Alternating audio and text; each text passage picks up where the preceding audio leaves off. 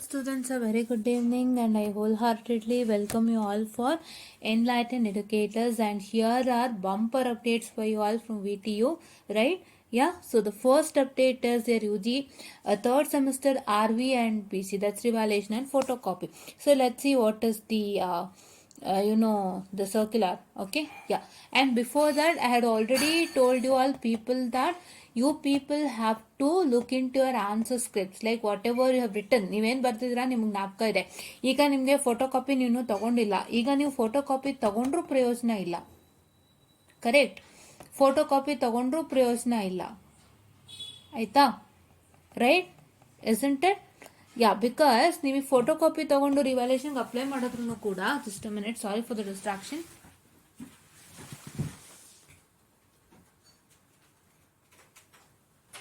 Yes, coming back to the video.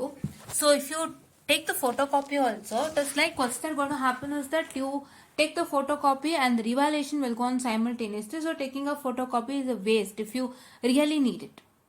Right, if you really need it. ನಿಮಗೆ ಯಾವಾಗ ಬೇಡ ಅಂತಂದ್ರೆ, really need it in the sense like say, ಇವಾಗ ನೀವು ಆ ಸಬ್ಜೆಕ್ಟು ನಾನು ಚೆನ್ನಾಗಿ ಬರ್ದಿದ್ದೀನೋ ಇಲ್ವೋ ಅಂತ ಚೆಕ್ ಮಾಡಿಸ್ಬಿಟ್ಟು ನೀವು ರಿವ್ಯಾಲ್ಯೂಯೇಷನ್ಗೆ ಹಾಕ್ತೀನಿ ಅಂದರೆ ಅದು ಖಂಡಿತ ಆಗಲ್ಲ. ನಾಲ್ಕನೇದಲ್ಲಿ ಇಟ್ಕೊಳ್ಳಿ. ನೀವು ಫೋಟೋ ಕಾಪಿ ತರಿಸಿ ಚೆಕ್ ಮಾಡೋಷ್ಟರಲ್ಲಿ ರಿವ್ಯಾಲ್ಯೂಯೇಷನ್ ಪ್ರೋಸೆಸ್ ಅರ್ಧ ಭಾಗ ಆಗಿ ಹೋಗಿರುತ್ತೆ, ಅಥವಾ ಕಾಲ್ ಭಾಗನಾದ್ರೂ ಆಗಿರುತ್ತೆ. ಸೊ ಅದಕ್ಕೋಸ್ಕರ photo copy and revaluation is taking place simultaneously. So ನೀವು ಫೋಟೋ ಕಾಪಿ ಚೆಕ್ ಮಾಡಿಸಿ ನಾನು ರಿವ್ಯಾಲ್ಯೂಯೇಷನ್ಗೆ ಹಾಕ್ತೀನಿ ಅಂದ್ರೆ ಅದು ಖಂಡಿತ ಆಗಲ್ಲ, ಬಿಕಾಸ್ ಅಷ್ಟರಲ್ಲಿ ರಿವ್ಯಾಲ್ಯೂಯೇಷನ್ ಟೈಮ್ ಲ್ಯಾಪ್ಸ್ ಆಗಿರುತ್ತೆ. Both has to be done together. First ಇದನ್ನ ನಾಲ್ಕನೇದಲ್ಲಿ ಇಟ್ಕೊಳ್ಳಿ, ಆಯ್ತಾ? So this is what I am telling.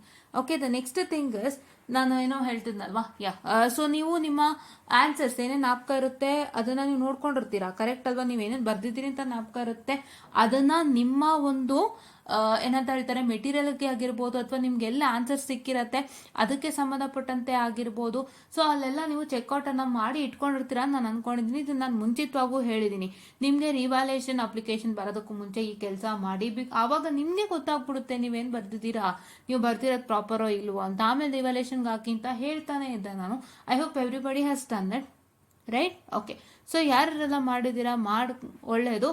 ಯಾರೆಲ್ಲ ಮಾಡಿಲ್ಲ ನಿಮಗೆ ಒಂದು ಸದಾವಕಾಶ ಇದೆ, ಹೇಳ್ಬಿಡ್ತೀನಿ. ಇವಾಗ ಸ್ಟಾರ್ಟ್ ಡೇಟ್ ಇದು ಬಂದು ಥರ್ಡ್ ಸೆಮ್ಗೆ ಅಪ್ಲೈ ಆಗೋದಂಥದ್ದು. ಸ್ಟಾರ್ಟ್ ಡೇಟ್ ಬಂದ್ಬಿಟ್ಟು 10/3/2025 ಅಂತ ಸ್ಟಾರ್ಟ್ ಆಗುತ್ತೆ, 12/3/2025 ಎಂಡ್ ಆಗುತ್ತೆ. ಸೊ 10ನೇ ತಾರೀಕು, ಇವತ್ತು ಎಷ್ಟನೇ ತಾರೀಕು ಸ್ಟೂಡೆಂಟ್ಸ್? ಇವತ್ತು ಬಂದು 7, ಓಕೆನಾ? ಸೊ 10ನೇ ತಾರೀಕು ಅಂದ್ರೆ ಸೋಮವಾರ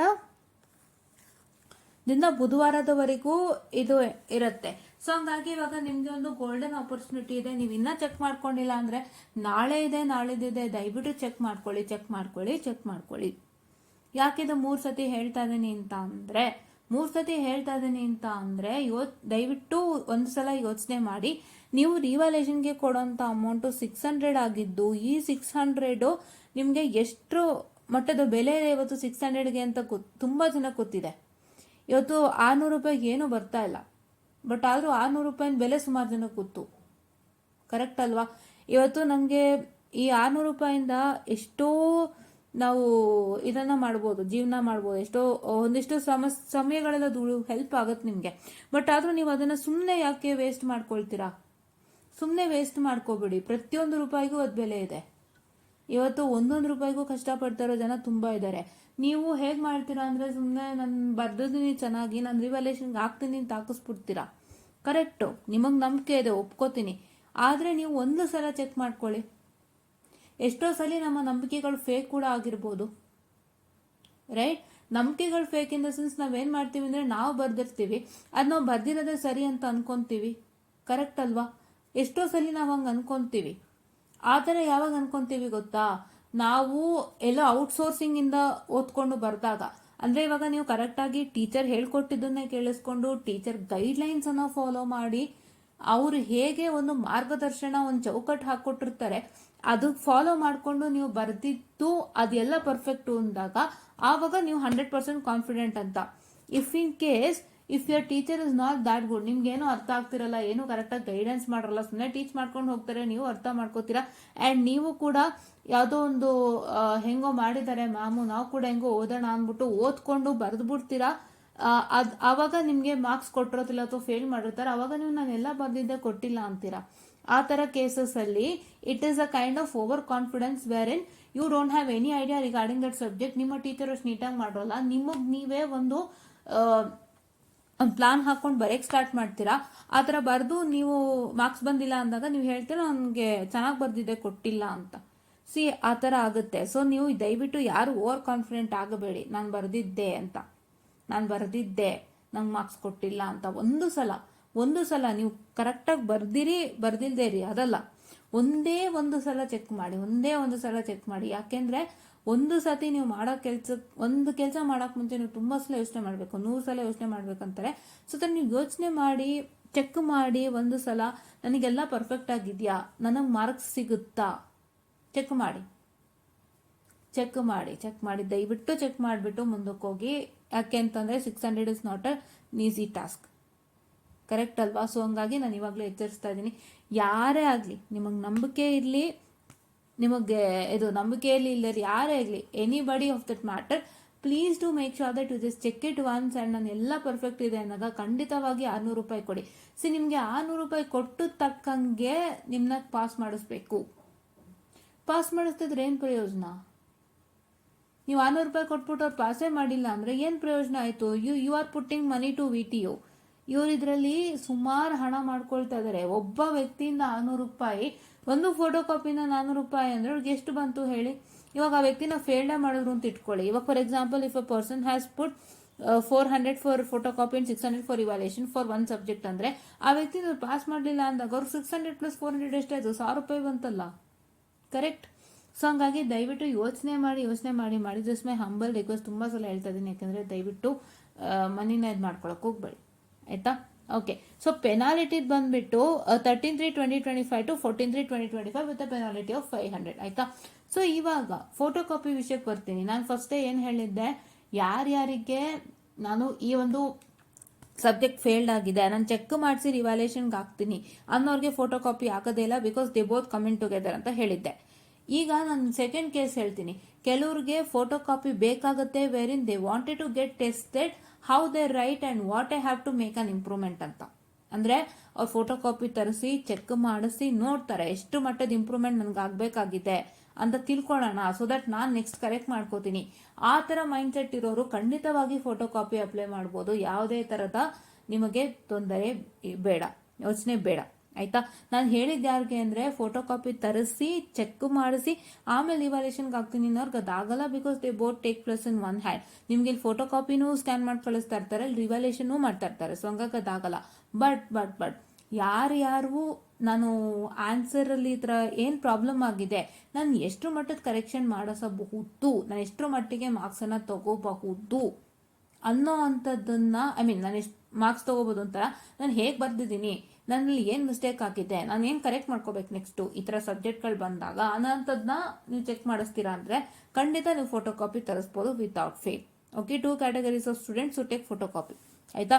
ಇದಿಷ್ಟು ಒಂದು ಸಣ್ಣ ಒಂದು ಅಪ್ಡೇಟ್ ಆಗಿತ್ತು. ಯಾವುದು UG 3rd sem RV and PCದು ಒಂದು ಅಪ್ಡೇಟ್ ಆಗಿತ್ತು, ಆಯಿತಾ? ಇನ್ನೊಂದು ಅಪ್ಡೇಟ್ ಬಂದಿದೆ, ನೋಡೋಣ ಬನ್ನಿ. Rescheduling of BE 2010 and 2015 scheme against equivalence subject, ಇದು ನೆನ್ನೆ ಬಂದಿತ್ತು.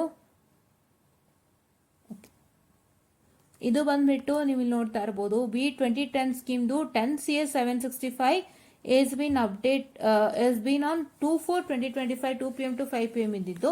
ಇದನ್ನ ಅವ್ರು ಏನು ಮಾಡಿದ್ದಾರೆ, ಟ್ಯೂಸ್ಡೇಗೆ ರೀಸ್ಕೆಡ್ಯೂಲ್ ಮಾಡಿದ್ದಾರೆ. ದಟ್ಸ್ 8/4/2025 2 PM to 5 PM, ಆಯ್ತಾ? ಓಕೆನಾ? ಯಾ. And then next, ಓಕೆನಾ?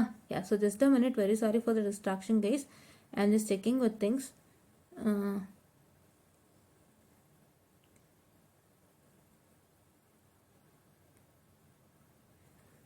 Here there is small mistake here, I'll tell you. Friday 2nd ಅಲ್ವಾ, ಸೊ ನಿಮಗೆ Saturday 3rd ಆಗುತ್ತೆ. Just a minute, I'll check the calendar. There is some something is missing here. Yeah, April. Yes guys, very sorry. Here ಇಲ್ಲಿ ಏನಾಗಿದೆ ಅಂದರೆ ಒಂದು ಸಣ್ಣ mistake ಇದೆ, correct ಮಾಡ್ಕೊಳ್ಳಿ. This is not Friday, this is Wednesday you had, right? Wednesday. Okay, ಏನಕ್ಕೆ ಗೊತ್ತಾ, ನೀವು ಇದನ್ನೇ ಮಿಸ್ ಮಾಡ್ಕೋತೀರಾ, ಡೇಟ್ ಮಾಡಲ್ಲ, ದಿನ ನೋಡ್ಬಿಟ್ಟು ಹೋಗ್ಬಿಡ್ತೀರಾ ಯಾವತ್ತಂತ. ಅದಕ್ಕೆ Okay, now Wednesday this is.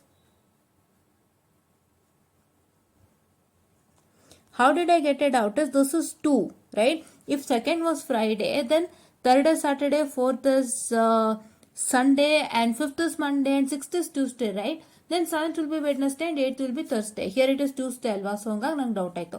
So ಈ 8ನೇ ತಾರೀಕು ಟ್ಯೂಸ್ಡೇ ಅಲ್ಲ, 8ನೇ ತಾರೀಕು ಬಂದು this 8 is correct. Okay, 8th is Tuesday. Now it's proper. 8th is Tuesday. Okay, 8th is Tuesday proper. Nidu Wednesday, 8th is Tuesday. Fine. Ika 20th. Wait a minute.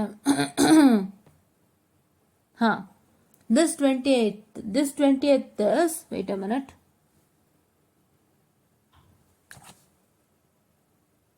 Wait a minute, guys. Very sorry for the distraction. This is Friday. April 20th ಕೊಟ್ಟಿರೋದಾ? This is 20th 3. Okay. This 20th of March is Thursday.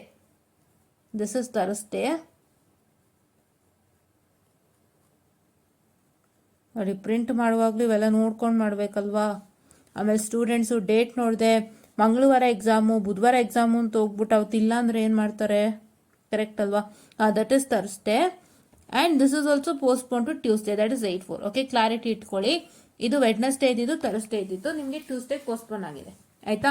Dates ನೋಡ್ಕೊಳ್ಳಿ ದಯವಿಟ್ಟು. ನೋಡಿ, ಈ ಥರ mistake ಆಗಿದೆ ಇಲ್ಲಿ. So ನೀವೇನು ಮಾಡಬೇಕು? Dates ನೋಡ್ಕೋಬೇಕು ದಯವಿಟ್ಟು. ಯಾವತ್ತು ದಿನಾಂಕ ಅಂತ ಇದನ್ನ ನೋಡೋಕ್ಕೆ ಹೋಗ್ಬೇಡಿ. ಡೇಟ್ಸ್ ನೋಡಿ ಸಾಕು. ಈ ಡೇಟ್ಸ್ ನೋಡಿ ಸಾಕು. ಇದನ್ನ ನೀವು ನೋಡೋಕೆ ಹೋದ್ರೆ ಪ್ರಾಬ್ಲಮ್ ಆಗುತ್ತೆ. ಈಗ ಇಲ್ಲೇ ಇತ್ತು, ಇಲ್ಲಿ ಫ್ರೈಡೇ ಇತ್ತು. ನೀವು ಫ್ರೈಡೇ ಎಕ್ಸಾಮ್ ಮುಂದ್ಬಿಟ್ಟು ಹೊಟ್ಟೋಗ್ಬಿಟ್ರೆ ಏನು ಮಾಡ್ತೀರಾ? ಅದಕ್ಕೆ ನೀವು ಇದು ಡೇಟ್ಸ್ ನೋಡಿ ಯಾವತ್ತು ಫ್ರೈಡೇನಾ, ವೆಡ್ನೆಸ್ಡೇನಾ, ಥರ್ಸ್ಡೇನಾ ನೋಡಕ್ ಹೋಗ್ಬೇಡ. ಆಯ್ತಾ? This 10 CS 765 has been rescheduled to 8/4 and the same which one? This one 15 EC 73 it has been scheduled to 8/4/2025. ಈ ಎರಡು ಎಕ್ಸಾಮ್ ಸ್ಕೆಡ್ಯೂಲ್ ಆಗಿದೆ. ಆಯ್ತಾ? Okay, next important update is, see, here I have got an update on March 4th, 2025 at 1 p.m. That is, click here for updated results of BE 3rd, 5th and 7th semester of all regions. ಇಲ್ಲಿ result update ಆಗಿದೆ. ಒಂದ್ಸಲ check ಮಾಡ್ಕೊಳ್ಳಿ. ಇಲ್ಲಿ ಏನ್ problem ಆಗಿದೆ ಅಂದ್ರೆ, ಸುಮಾರು ಜನ ಹೇಳ್ತಿದ್ದಾರೆ, ಮ್ಯಾಮ್ ನಮಗೆ 3rd ಸೆಮಿಸ್ಟರ್ ರಿಸಲ್ಟ್ಸ್ ಇನ್ನೂ ಬಂದಿಲ್ಲ, 4th ಸೆಮ್ ರಿಸಲ್ಟು ಇನ್ನೂ ಬಂದಿಲ್ಲ, ಬ್ಯಾಕ್ಲಾಗ್ ಯಾವುದು ಬಂದಿಲ್ಲ ಅಂತ ಹೇಳ್ತಾ ಇದ್ದಾರೆ. ಓಕೆನಾ? ಬ್ಯಾಕ್ಲಾಗ್ ಯಾವುದು ಬಂದಿಲ್ಲ ಅಂತ ಹೇಳ್ತಾ ಇದ್ದಾರೆ. ಸೊ ಈಗ ಬ್ಯಾಕ್ಲಾಗ್ ಯಾವುದು ಬಂದಿಲ್ಲ ಅಂತ ಹೇಳಿದ್ರೆ, ನೀವು ಫಸ್ಟು ಅನ್ವಿತ್ ಕಟೀಲ್ ಅಣ್ಣ ಕಾಂಟ್ಯಾಕ್ಟ್ ಮಾಡಿ ಹೇಳಿ, ಈ ಥರ ಪ್ರಾಬ್ಲಮ್ ಆಗಿದೆ ಬ್ರದರ್, ನಮಗೆ ಈ ಥರ ಬ್ಯಾಕ್ ರಿಸಲ್ಟ್ ಬಂದಿಲ್ಲ 3rd 4th. ನಮಗೆ 5th ಸೆಮ್ ಸ್ಟೂಡೆಂಟ್ಸ್ ಆಗಿದ್ದು, ನಾವು 5th ಸೆಮ್ ನಮ್ಮ ರಿಸಲ್ಟ್ ನ ಕ್ಲಿಕ್ ಮಾಡಿದಾಗ 5th ಸೆಮ್ದು ಅಲ್ಲಿ ನಮ್ಮ ಬ್ಯಾಕ್ದು ರಿಸಲ್ಟ್ ಬರ್ತಾ ಇಲ್ಲ, ಓನ್ಲಿ 5th ಸೆಮ್ದು ಬರ್ತಾ ಇದೆ ಅಂತ ಹೇಳಿ ಅವ್ರೇನಾದ್ರೂ ದಾರಿ ಮಾಡ್ಕೊಡ್ತಾರೆ. ಓಕೆನಾ? ಯಾ. ಆ್ಯಂಡ್ ನೆಕ್ಸ್ಟು, ಈ ಅಪ್ಡೇಟೆಡ್ ರಿಸಲ್ಟ್ಸ್ ಅಲ್ಲಿ ದಯವಿಟ್ಟು ವಿತ್ತಲ್ನವ್ರು ಇನ್ನೊಂದ್ಸಲ ಚೆಕ್ ಮಾಡಿ. ಯಾವುದೇ ಥರ ಕಾಲೇಜಿಗೆ ಇದು ಮಾಡೋಕ್ಕೆ ಹೋಗಬೇಡಿ. ಓಕೆನಾ? ಕಾಲೇಜಿಗೆ ನೀವು ಯಾವುದೇ ಥರದ ಒಂದು ಏನಂತ ಹೇಳ್ತಾರೆ, ಲೆಟ್ಸ್ ಎ ಕೈಂಡ್ ಆಫ್ ಇದು ಏನಾದ್ರು ಕಾಲೇಜಿಗೆ ನೀವು ಯಾವುದೇ ಥರ ಕೇಳಕ್ಕೆ ಹೋಗ್ಬೇಡಿ. ಆಯ್ತಾ? ಕೇಳಕ್ಕೆ ಹೋದ್ರೆ ನಿಮಗೆ ದುಡ್ಡು ಕಟ್ಟಿ ಅಂತಾನೆ ಅಂತಾರೆ. ಆವಾಗ ನಿಮ್ಮ ದುಡ್ಡು ಸುಮ್ಮನೆ ಹೋಗುತ್ತೆ. ಕಟ್ಟಬೇಕಾಗಿರೋದು ಇನ್ವಿಜಿಲೇಟರ್, ಜ್ಞಾಪಕ ಇರಲಿ. ನೀವು ಮಾಡಿರೋದೇ ತಪ್ಪು, ಆದರೆ ನಿಮ್ಮ ತಪ್ಪನ್ನ ತಿದ್ದಬೇಕಾಗಿರೋದು invigilator without seeing a booklet she can't even sign. ಸುಮ್ಮನೆ ಹಿಂಗೆ ನೋಡ್ಬಿಟ್ಟು ನಿಮ್ಮ ಮಿಸ್ಟೇಕ್ ಇದ್ರೂ ಕೂಡ ಮಿಸ್ಟೇಕ್ ಮೇಲೆ ಸೈನ್ ಮಾಡೋಂಥ ಇನ್ವಿಜಿಲೇಟರ್ದು ಬೇಜವಾಬ್ದಾರಿತನ ಆಗುತ್ತೆ. ಅದು ಅವರೇ ಕಟ್ಟಬೇಕಾಗಿರೋಂಥ ಹಣ. ಕರೆಕ್ಟಾ? ನಿಮಗೆ ವಿತಲ್ಡ್ ಆಗಿರೋಕೆ ಅವ್ರು ಪೇಮೆಂಟ್ ಮಾಡಬೇಕು. ಯಾಕಂದರೆ ನಿಮಗೆ ಗೊತ್ತಾಗದೆ ಮಿಸ್ಟೇಕ್ ಮಾಡಿರ್ತೀರ. ಬಟ್ ಇನ್ವಿಜಿಲೇಟರ್ಗೆ ಅದು ಕಣ್ಣಿಗೆ ಬೀಳಬೇಕದು, ಸೈನ್ ಮಾಡುವಾಗ ಕಣ್ಣಿಗೆ ಬೀಳಬೇಕದು. ಅವ್ರು ಸೈನ್ ಮಾಡಬೇಕದನ್ನ ಸೈನ್ ಮಾಡಿಬಿಟ್ಟು ನೀಟಾಗಿ ಅವರು ಚೆಕ್ ಮಾಡಿಬಿಟ್ಟು ತಪ್ಪಿದ್ರೆ ತಪ್ಪನ್ನ ತಿದ್ದಿಸಿ ಸೈನ್ ಮಾಡಬೇಕು ಹೊರತು, ತಪ್ಪಿದ್ರೂ ಕೂಡ ಅದ್ರ ಮೇಲೆ ಸೈನ್ ಮಾಡೋಂಗಿಲ್ಲ. ಅದು ಅವ್ರ ಇನ್ವಿಜಿಲೇಟರ್ ಬೇಜವಾಬ್ದಾರಿ ಆಯಿತು. ಕರೆಕ್ಟ್ ಅಲ್ವಾ? ಸೊ ಹಂಗಾಗಿ ಅದು ಅವರೇ ಕಟ್ಟಬೇಕು, ನೀವು ಕಟ್ಟಂಗಿಲ್ಲ. ಸೊ ಹಂಗಾಗಿ ಯಾವ ಕಾಲೇಜಲ್ಲೂ ಕೇಳಬೇಡಿ, ಏನೂ ಕೇಳಬೇಡಿ. ಇಲ್ಲಿ ಬಂದಿರೋದನ್ನ ದಯವಿಟ್ಟು ನೀಟಾಗಿ ಚೆಕ್ ಮಾಡ್ಕೊಳ್ಳಿ ಬಂದಿರೋದನ್ನ. ಆಯಿತಾ? ಓಕೆನಾ? ಯಾ. ಮತ್ತೆ ಬಂದಿದೆನಾ ಏನು ಆಯ್ತಾ ಚೆಕ್ ಮಾಡ್ಕೊಳ್ಳಿ. ಬಂದಿಲ್ಲ ಅಂದರೆ ಅನ್ವಿತ್ ಕಟೀಲ್ ಅಣ್ಣ ಮತ್ತೆ ಹೇಳಿ. ಈಗ ಸುತ್ತೋಲೆಗೆ ವಾಪಸ್ ಬರ್ತೀನಿ. Wait a minute. ಇಲ್ಲೇ ಬಂತು. ಈ ಸುತ್ತೋಲೆ ಬಂದು ಲಾಸ್ಟ್ ಒನ್ ಬಂದು ಪಿ ಜಿಗಾಗಿರುತ್ತೆ. ಪಿ ಜಿಗೆ ಬಂದಿದೆ. ಸೊ ನಮಗೇನೆ ಯಾ ಪಿ ಜಿಗೆ ಬಂದಿದೆ. ಸೊ ಪಿ ಜಿಗೆ ಸಲ ಏನು ಮಾಡಿದ್ದಾರೆ ಅಂದರೆ ಫಸ್ಟ್ ಸೆಮ್ ಎಕ್ಸಾಮು ಈಗ ಏಪ್ರಿಲ್ಗೆ ಬರುತ್ತೆ.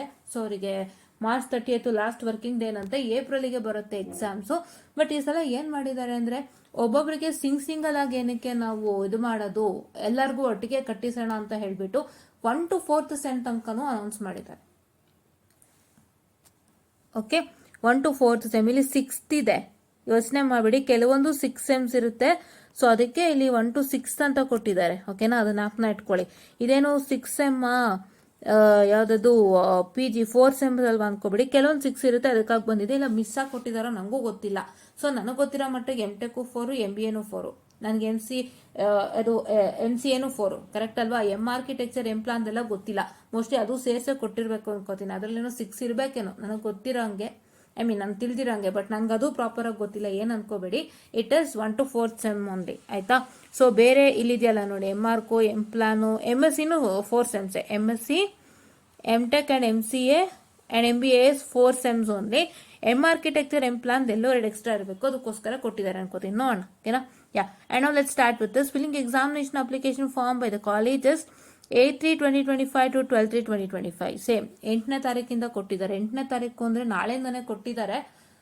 ಸೊ ಹಾಗಾಗಿ ನಾವು ಆದಷ್ಟು ಬೇಗ ಅಪ್ಲೈ ಮಾಡಬೇಕು, ಓಕೆನಾ. ನಾಳೆಯಿಂದ ಕೊಟ್ಟಿದ್ದಾರೆ ಅಂದರೆ ಭಾನುವಾರ ರಜೆ ಇರುತ್ತೆ, ಸೋಮವಾರ ಮಾಡ್ಕೋಬೋದು, ಮಂಗಳವಾರ ಮಾಡ್ಕೋಬೋದು, ಓಕೆನಾ. So filling examination application form by the colleges with penalty fee of ₹500 as 13/3/2025 to 14/3/2025 ಡೇಟನ್ನು ಕೊಟ್ಟಿದ್ದಾರೆ, ಆಯ್ತಾ. ಸೊ ಇದಿಷ್ಟು ಡೇಟಲ್ಲಿ ನೀವು ಅಪ್ಲೈ ಮಾಡಬೇಕಾಗುತ್ತೆ. ಯಾರು ಅಪ್ಲೈ ಮಾಡ್ತೀರಿ?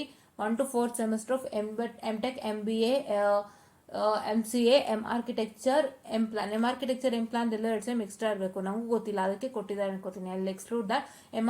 Plan along with the what I can say the MSc, ಓಕೆನಾ. ಅಪ್ಲೈ ಮಾಡ್ಕೊಳ್ಳಿ, ಆಯ್ತಾ. ಯಾ, ಸೊ ಇದಿಷ್ಟು ಬಂದ್ಬಿಟ್ಟು ಇವತ್ತಿನ ಅಪ್ಡೇಟ್ ಆಗಿತ್ತು. ಸೊ ಇಲ್ಲಿ ಹೆಂಗೆ ಅಪ್ಲೈ ಮಾಡಬೇಕು ಅಂತ ಡೀಟೇಲ್ಸ್ ಕೊಟ್ಟಿದ್ದಾರೆ, ಆಯ್ತಾ. ಓಕೆ, ಯಾ. ಸೊ ಇಲ್ಲಿ ಕೊಟ್ಟಿದ್ದಾರೆ ನೋಡಿ. Students who completed their course and having backlog subject. Course complete ಮಾಡಿ ಬ್ಯಾಕ್ಲಾಗ್ ಸಬ್ಜೆಕ್ಟ್ ಇರೋರಿಗೆ ಇದು, ಓಕೆನಾ. ಕೋರ್ಸ್ ಕಂಪ್ಲೀಟ್ ಮಾಡಿ ಬ್ಯಾಕ್ಲಾಗ್ ಸಬ್ಜೆಕ್ಟ್ ಇರೋರಿಗೆ these students can fill application form with a prescribed fee as per norms. ಅಂದರೆ ನಾರ್ಮ್ಸ್ ಪ್ರಕಾರ ಅರ್ಥ ಏನು ಫೀ ಇತ್ತು ಅದ್ರ ಪ್ರಕಾರ ಅರ್ಥನೇ ಕಟ್ಟಿಸ್ಕೊಂಡು ಬಂದಿರೋ ಅಂತ, ಅದ್ರ ಪ್ರಕಾರನೇ ಇದು ಮಾಡ್ಕೋಬೇಕಾಗತ್ತೆ. ಆಮೇಲೆ both theory and practical exam will be conducted offline, pen and paper ಆಗಿರುತ್ತೆ. And the question paper for the students will be normal choice as per the applicable scheme. The duration of the exam is 3 hours. ಅಂದ್ರೆ ಅವ್ರು ಯಾವ ಸ್ಕೀಮ್ಗೆ ಓದ್ತಾ ಇರ್ತಾರೆ ಅದೇ ಸ್ಕೀಮಿಗೆ ಬರುತ್ತೆ. ಈಗ bill ಆಯ್ತಲ್ಲ, 2015 and 17 is map to 2018 and 2021 is map to 2022. ಆ ಥರ ಇಲ್ಲ, ಅವ್ರು ಯಾವ ಸ್ಕೀಮ್ ಓದಿದ್ರು ಅದೇ ಸ್ಕೀಮ್ಗೆ ಅವ್ರು ಎಕ್ಸಾಮ್ ಬರ್ಕೊಂಡು ಹೋಗ್ತಾರೆ, ಆಯ್ತಾ. ಓಕೆ, ಆ್ಯಂಡ್ ಇಲ್ಲಿ procedure for online filling of exam application ಕೊಟ್ಟಿದ್ದಾರೆ. ಅದನ್ನ ಟೀಚರ್ಸ್ ನಿಮಗೆ ಗೈಡ್ ಮಾಡ್ತಾರೆ, ಅದನ್ನ ನೋಡ್ಕೊಂಡು ನೀವು ಅಪ್ಲೈ ಮಾಡಿ, ಓಕೆನಾ. ಅದನ್ನ ನೋಡ್ಕೊಂಡು ನೀವು ಅಪ್ಲೈ ಮಾಡಿ. ಯಾರ್ಯಾರೀಗ ಇಲ್ಲಿ ನೋಡಿ, ಇಲ್ಲೊಂದು ಕೊಟ್ಟಿದೆ ನೋಡಿ, students have completed their courses and having backlog subject. ಅಂದ್ರೆ ಯಾರು ಫುಲ್ 4 years ಅಥವಾ 6 years ಏನಿದೆ ಅದು ಕಂಪ್ಲೀಟ್ ಮಾಡಿ ನೀವು ಬ್ಯಾಕ್ಲಾಗ್ ಉಳಿಸ್ಕೊಂಡಿರೋರು ಕೂಡ ಅಪ್ಲೈ ಮಾಡ್ಬೋದು. ನಿಮಗೂ ಕೂಡ ಸೇರಿಸಿ ಬಂದಿದೆ, ಅದಕ್ಕೋಸ್ಕರ ಸಪರೇಟ್ ಆಗೊಂದು ಆಲ್ರೆಡಿ ಹೇಳ್ದಂತೆ ಯಾರ್ಯಾರೆಲ್ಲ 4 years or 6 years ಏನು ಕಂಪ್ಲೀಟ್ ಮಾಡ್ಕೊಂಡಿರ್ತಾರೆ MTech ಆ್ಯಂಡ್ ಅವರಿಗೆ ಏನು ಒಂದು ಬ್ಯಾಕ್ಲಾಗ್ ಉಳಿದಿರುತ್ತೆ ಸಬ್ಜೆಕ್ಟು, ಅದನ್ನು ಕ್ಲಿಯರ್ ಮಾಡ್ಕೊಳ್ಳಿಕ್ಕೆ ಒಂದು ಸದವಕಾಶ ಅವರಿಗೂ ಕೂಡ ಸಿಕ್ಕಿದೆ, ಚಾನ್ಸ್. ಹಾಗಾಗಿ ದಯವಿಟ್ಟು ಯುಟಿಲೈಸ್ ಮಾಡ್ಕೊಳ್ಳಿ. And next thing coming on fees ಬಂದು ಇಲ್ಲಿ ನೋಡ್ತಾ ಇರ್ಬೋದು. So year of admission is 2019-2020. Students have completed the entire course and applying only for backlog paper eligible to apply. So ಅವರಿಗೆ ಬಂದು exam fees 30 per candidate and 5,000 rupees per subject. So MTech ಅನ್ನೋಂಥದ್ದು ಒಂದು ಥರ ಕಷ್ಟನೂ ಹೌದು, ಸುಲಭನೂ ಹೌದು. So ನೀವು ಇದರಲ್ಲಿ ಆದಷ್ಟು ಎಲ್ಲನೂ ಕ್ಲಿಯರ್ ಮಾಡ್ಕೊಳ್ಳಿಕ್ಕೆ ಟ್ರೈ ಮಾಡಿ, ಆದಷ್ಟು ಬೇಗ within the stipulated duration. Because ಅದ್ರ ಕಾನ್ಸಿಕ್ವೆನ್ಸಸ್ ಏನಂತ ಇಲ್ಲಿ ಗೊತ್ತಾಗ್ತಿದೆ ಅನ್ಕೋತೀನಿ. It's not 5,000 is too much, correct ಅಲ್ವಾ. 2 ಸೆಮ್ದು ಸೇರಿಸಿ ನೀವು ಒಂದು ಸಬ್ಜೆಕ್ಟ್ಗೆ ಕೊಡೋ ಅಂಥದ್ದು ಹೆಂಗಿರುತ್ತೆ ಅಲ್ವಾ. ಸೊ ನೀವು ಬೇಗ ಮುಗಿಸ್ಕೊಂಡ್ರೆ ತುಂಬ ಒಳ್ಳೆಯದು. ಸೊ ಇದರಲ್ಲಿ ಯಾವುದೇ ಥರದ ಪ್ರಾಬ್ಲಮ್ಸ ಮಾಡ್ಕೊಳಕ್ಕೆ ಹೋಗ್ಬಿಡಿ. ಏನೇ ಆದ್ರೂ ಮಿನಿಮಮ್ ಟ್ರೈ ಮಾಡಿ. ಇವಾಗ ಯಾವುದೊಂದು ತುಂಬ ಕಷ್ಟದ ಸಬ್ಜೆಕ್ಟ್ ಆಗ್ಬಿಟ್ಟಿದ್ದಾರೆ ಪಿ ಜಿಲಿ, ಗೊತ್ತಾಗ್ತಾಯಿಲ್ಲ. ಕೆಲವೊಂದು ಯುಜಿದೇ ಇರುತ್ತೆ, ದಟ್ಸ್ 100% ಟ್ರೂ. ಆ್ಯಂಡ್ ಕೆಲವೊಂದು ಹೊಸದಾಗಿ ಪಿ ಜಿಗೆ ಅಂತಲೇ ಮಾಡಿರ್ತಾರೆ. ಅಂಥದ್ದು ಯಾವ್ದಾದ್ರು ನಿಮಗೆ ಕಷ್ಟ ಇದೆ ಅನ್ನಿಸ್ದಾಗ ದಯವಿಟ್ಟು ನೀವು ಮಾಡಬೇಕಾಗಿರೋಂಥ ಒಂದು ಸಣ್ಣ ಕೆಲಸ ಏನಂದರೆ, ಏನಿದೆ ಒಂದು ಫಾರ್ ಎಕ್ಸಾಂಪಲ್ ಏನಿದೆ ಒಂದು ಸಬ್ಜೆಕ್ಟು, ಅದಕ್ಕೆ ನಾನು ಎಷ್ಟು ಮಾಡಿಕೊಂಡ್ರೆ ನಾನು ಪಾಸ್ ಆಗ್ಬೋದು ಅಂತ ಚೆಕ್ ಮಾಡಿ. ಐ ಮೀನ್ ಎಷ್ಟು ಓದ್ಕೊಂಡ್ರೆ ನಾನು ಕರೆಕ್ಟಾಗಿ ಪಾಸ್ಗೆ ಬರ್ಬೋದು, ಇಲ್ಲ ಪಾಸ್ಗಿಂತ ಒಂಚೂರು ಜಾಸ್ತಿಗೆ ಬರ್ಬೋದು, ಯಾವುದು ಚೆನ್ನಾಗಿದೆ ಅಂತ ನೋಡಿ ಓದ್ಕೊಂಡು ಆದಷ್ಟು ಕ್ಲಿಯರ್ ಮಾಡ್ಕೊಳ್ಳಿ. ಕಷ್ಟ ಸಬ್ಜೆಕ್ಟ್ನ ದಡ ಸೇರ್ಸೋಕ್ಕೆ ಟ್ರೈ ಮಾಡಿ. This not only for P G, even for U G too, ಆಯಿತಾ. ಸೊ ನಿಮಗೆ ಮಾರ್ಕ್ಸ್ ಎಲ್ಲ ಮುಖ್ಯ, ನೀವೇನು ಕಲಿತೀರಾ ಅದು ಮುಖ್ಯ. ಸೊ ಪಿ ಜಿ ಮುಗಿಸಿದ್ದೀರಾ ಅಂದಾಗ ತುಂಬಾ ಕೇಳ್ತಾರೆ. ನಾನು ಈಗ ಒಂದು same board I am also doing P G, so ನನಗೂ ಗೊತ್ತಿದೆ ಇದೇನು ಕತೆ ಅಂತ. ಸೊ ಈಗ ನಾವು ಪಿ ಜಿ ಅಂದಾಗ ಎಕ್ಸ್ಪೆಕ್ಟೇಷನ್ ಲೆವೆಲ್ ಬಿ ಹೈ, ಏನಂದರೆ ನಾವು ಸೇರ್ಕೊಂಡಾಗಲೇ ನಮ್ಮ ತಲೆಗೆ ಅವ್ರು ಗೊತ್ತಾಗ್ಬಿಟ್ಟಿರುತ್ತೆ. ಸೊ ಪಿ ಜಿ ಅಂದರೆ ಅಂಡರ್ಸ್ಟ್ಯಾಂಡಿಂಗ್ ಲೆವೆಲ್ ಚೆನ್ನಾಗಿರುತ್ತೆ. ಅವ್ರು ಏನು ಹೇಳಿದ್ರು, they'll be a quick catcher, right, what the teacher tell it, they'll be a quick catcher. So ಕರೆಕ್ಟಾಗಿ ಹೇಳಿದ ತಕ್ಷಣ ಕ್ಯಾಚ್ ಮಾಡ್ಕೊತಾರೆ, ಅರ್ಥ ಮಾಡ್ಕೊತಾರೆ ಅನ್ನೋ ಥರ ಎಕ್ಸ್ಪೆಕ್ಟೇಷನ್ ಇರುತ್ತೆ. ಆ್ಯಂಡ್ ಅವರು ತುಂಬ ತಿಳ್ಕೊಂಡಿರ್ತಾರೆ, they will have more knowledge, they are more interested ಅನ್ನೋ ಥರ ತಿಳ್ಕೊಂಡಿರ್ತಾರೆ. ಸೊ ಹಂಗಾಗಿ ಎಷ್ಟನ್ನೆಲ್ಲ ಸ್ಯಾಟಿಸ್ಫೈ ಮಾಡಲೇಬೇಕಾಗುತ್ತೆ. ಸೊ ಹಾಗಾಗಿ ಈ ಥರ ಪ್ರಾಬ್ಲಮ್ಗೆ ಒಳಗಾಗಬೇಡಿ. ಈಗಲೂ ಕೂಡ ಯಾರು ಈಗ ಕರೆಂಟ್ ಓದ್ತಿದ್ದೀರಾ 22 and 24, 22 and 24, ಅವ್ರಿಗೂ ಕೂಡ ಇದೇ ಥರ. ಇನ್ ಕೇಸ್ ನೀವು ಎಲ್ಲನೂ ಆದಷ್ಟು ಬೇಗ ಕ್ಲಿಯರ್ ಮಾಡ್ಕೊಂಬಿಡಿ. ಈ ಥರ ಒಂದು ತೊಂದರೆಗೊಳಗಾಗಬೇಡಿ. Giving 5,000 is not so easy, right? Yes, okay. And marks card fee of rupees 150 per candidate, and 2021, 2022, 23 and 24 within duration irala, so they have still lot of time. So application fees 30 rupees, examination fees 1800, that's total of 1800.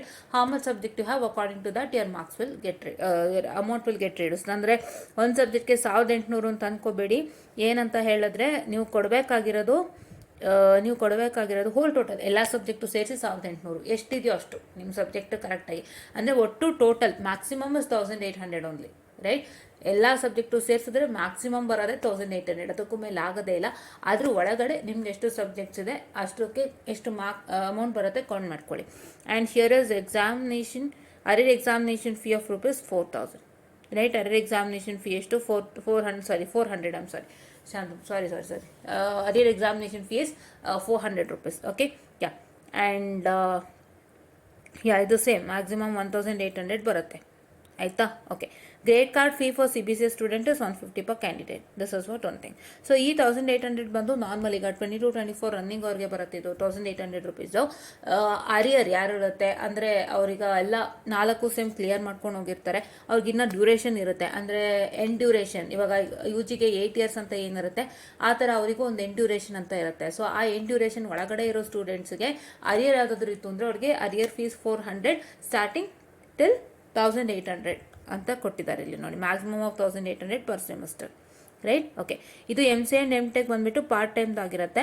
ಅದು regular, this is completely regular. MCA, MBA, MTech, NM architecture, M-Plan, MSc regular second year courses, right? Ya, ಇಲ್ಲಿ ಏನಾಯಿತು, MCA ಆ್ಯಂಡ್ MTech part time, regular third year courses, ಆಯಿತಾ? 2 year courses ಇದು, second years ಅಲ್ಲ, 2 year courses ಇದು. ಇಲ್ಲಿ 2 ಕೊಡಬೇಕಾಗಿತ್ತು. Okay, 2 year courses and this is 3 year courses, ಆಯಿತಾ? ಇದು 3 year ಕೆಲವೊಂದು ಇರುತ್ತೆ MTechಲ್ಲಿ, ಇದು ನೋಡ್ಕೊಳ್ಳಿ. 3 years ಕೆಲವೊಂದು ಇರುತ್ತೆ, almost 2 years, but few of the things which requires more is having 3 years, okay? And year of admission is 2017 and 2018. They have all completed the entire course and applying for only backlog paper.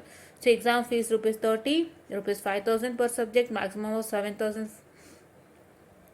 maximum of 75,000. Okay, 75,000 and marks card fee of 150, and within duration 2019 scheme makladre.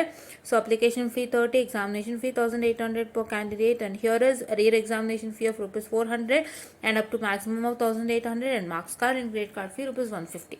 So ಇದಿಷ್ಟು ಇವತ್ತಿನ update ಆಗುತ್ತೆ, ಆಯಿತಾ? So this is what is all for today's update ಅಂತ ಹೇಳ್ತಾ I'll just wind up this session and thank you.